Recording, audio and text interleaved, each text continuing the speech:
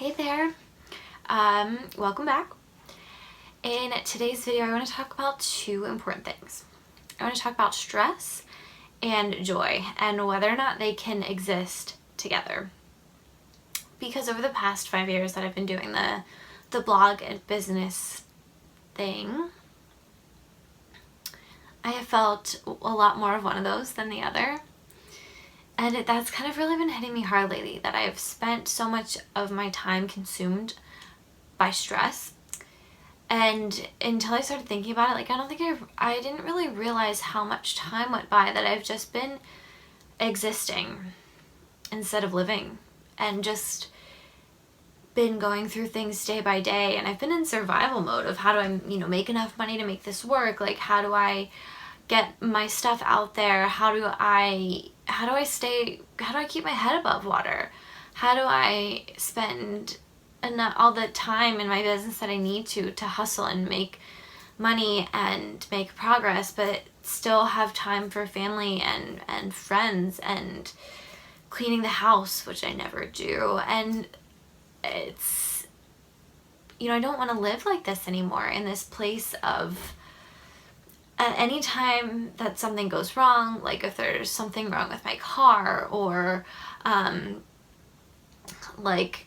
I get some letter in the mail from some adulting thing that I need to take care of, or whatever it is, like anytime there's just that one extra thing, it completely throws me out of whack, because I'm already so on edge and I'm already so stressed and I have so much going on that I can't handle any more life stuff that comes up. But the truth is that that stuff's never gonna go away. Being an adult is freaking hard, and there's so much bullshit that comes along with it. Like taxes and all that fun stuff, all these extra responsibilities that suck to do, that no one wants to do, that we have to, do. The other day, Nationwide canceled my insurance policy because, and Nationwide has been really wonderful up until this, and even on the phone dealing with it, they were fantastic. So this is not a dig against Nationwide, but they canceled my insurance policy for non-payment, and I was like, I paid it, what is going on? And so once I called and I, got transferred to a couple different people, and I'd been on the phone, and their system was off by a penny. My insurance got canceled because they didn't charge me the extra penny. And so it showed that I hadn't paid that penny in however many months, and then it canceled. And anytime there's just any little thing like that, I just can't deal with it. And I don't want to be in that space anymore where I feel like I just can't deal with anything else. I'm already at my max. I feel like I'm always like, oh, I've had such a long day. And Sean's like, you say that all the time. And I don't want to feel like that anymore, where every day feels like it's been forever. And don't get me wrong, I love what I do, but that doesn't mean it's not hard. It brings me a lot of joy in the moment when I'm doing it, but then when I take a step back and realize that I'm stressed and that there are bills, and then, there are things that I have to do and other things that I have to do beside my business, that's really stressful, trying to keep up with other stuff. And I teach barre yoga, which is fantastic, and I love it. It gives me a nice outlet to do something that I love and make a little bit of money from something that isn't my business. But on the weeks when my business is going really well, it's still extra time and energy that I have to devote to something else, which is hard to balance. And it's hard to balance when I feel like I'm already drained. Hard to balance when I feel like I can't ever catch up emotionally to everything that comes along with starting a business, or any time where you're just kind of living in a state of stress. And I've been thinking a lot about how do I get out of that? How do I combat that and move myself to a different place? And it really hit me yesterday. The week's been slow in terms of progress, but it's gone by in 2 seconds. And I had been pitching to people all week about being featured during Fashion Week.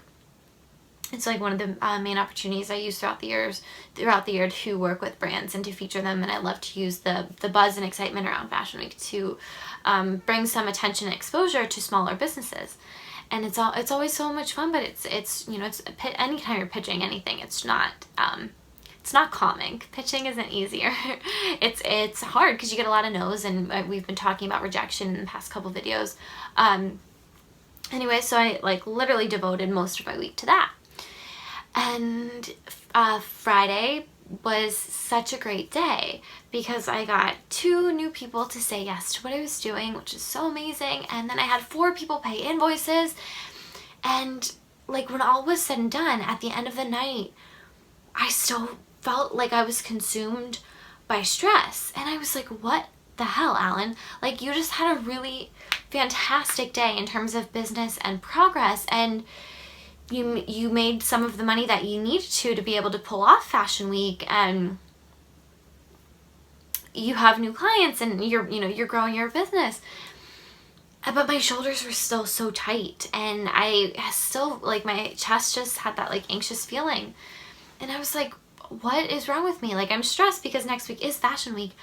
But I was like, why can't I drop the stress for a couple minutes and experience the joy that today brought me and the progress that today brought me? And it got me thinking, like, about Fashion Week, which is next week. So that's crazy, but it got me thinking, like, every year that I go, I always tell people that it's like the best week and the worst week of the whole year. It is so stressful because I go to a million things and a million different events, and there's like Fashion Week, fear of missing out. And I want to be at as many things as possible, and then I have to write about all of them, and then feature, like, do my posts on my outfits and all of that stuff. And yet I love it so much. I love the runway shows and the energy and the vibe that's on the streets, and I love the hustle of New York City. I love the fastness, and I love the running around, and I love the experience of all of it and all of the stories that the shows tell, and I love to see the new collections, and then I like to see, it's always interesting to me how what I see on the runway trickles into the retail stores and into faster fashion, which I don't agree with, but that trickles into those kind of things. And it's so stressful, and yet it brings me so much joy. Enough joy that I go back every single year and do it to myself again and again and again. And I guess thinking about that kind of gave me, like, the answer that I needed, that absolutely stress and joy can exist together. And when you have something like Fashion Week that's big and exciting right in front of you, it's easier to see that coexistence. But when we're in our day-to-day lives, when the big exciting thing isn't right there, or when we're not making progress towards the big exciting thing right that second, it's a lot harder to let stress and joy exist at the same time. Because I don't know about you, but, like, whenever when I'm stressed about, like, if something is going to work out, or I'm stressed about business, or I'm stressed about money, I have a really hard time letting myself feel joy. It's like, oh, I'm stressed about this, so it's almost like wrong if I feel happy about something. And I don't agree with that. I don't think that should be my outlook, and I don't agree with my brain, but that's just how I feel. I have a really hard time, like, relaxing and putting my phone or my computer down when I feel like I need to be making progress and hustling and getting everything done that I can to get myself to the next step, whatever form that next step might be for that week. And I need to do a better job of letting joy and stress exist at the same time in my life, because the stress isn't going to go away. And like I said, I'm a yoga teacher. Like, I know all about meditation and stress reduction techniques and all of that fun stuff. And you can learn how to manage stress, but it's never going to go away. Like, life is stressful. Being an adult is stressful. I think that, when we feel stressed, it shows us that we actually care about something, because if we weren't stressed, that would be a bad sign that we're not stressed enough to get ourselves motivated to do whatever it is that we don't want to do, that we have to do. So I don't think that stress is necessarily a bad thing, but it does have bad side effects, like wrinkles and breakouts. Hello, stress breakouts right now. And, not being able to sleep, and stressed shoulders and tense muscles and weight gain, and, like, all these things that come with stress. And there's no reason that we can't allow stress and joy to exist at the same time. Like, if you think about all of the different emotions that you feel throughout the day, they're followed, like, one right after the other. And there's no reason that we can't choose to let joy have a little bit more of that time in the space. Because don't get me wrong, the past 5 years have been filled with a lot of really joyful moments too, but the joy never seems to stick around quite as much as the stress does. The joy doesn't have the same kind of impact, or it doesn't linger the way that stress does. So when you add it up, it feels like life has been a lot more stressful than it has been filled with joy. And, there's all those people that are like, yo, you have to choose joy. Well, and if choosing joy was like that easy, then we would all be happy. Like, you can't just say, I'm going to choose it. You have to take steps to get there. And I don't know what they are.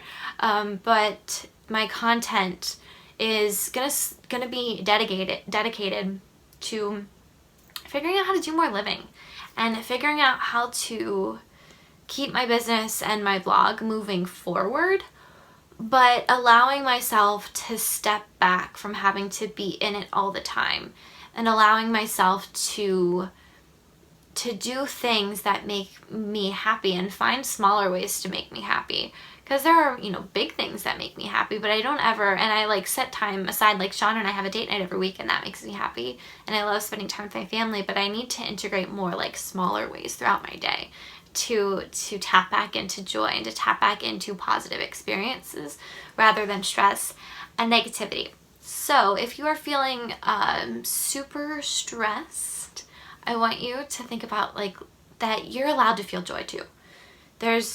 It's not one or the other, and you can't let stress consume all of your joy. And that's easier said than done, because I'm really good at letting stress consume all of me. So I say this because I want to pass the message along to you, but I'm definitely not the best at it.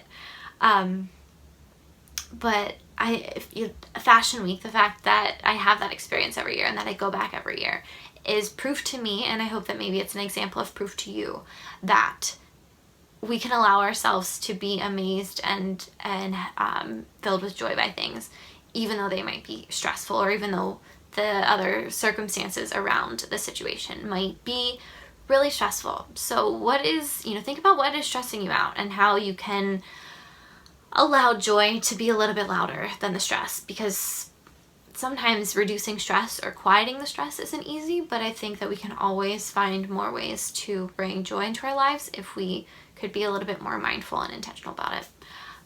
So yeah, this video already went over my 10-minute mark that I'm trying to stay under, so I'm gonna head out. But like I said, next week is Fashion Week, so if you have any interest in fashion and hearing about my joy and my stress, be sure to find me on Instagram, and I have lots of really cool brands that are coming with me. So I'm going to be showcasing a lot of small businesses and their neat products, and talking about life and mental health, all within that.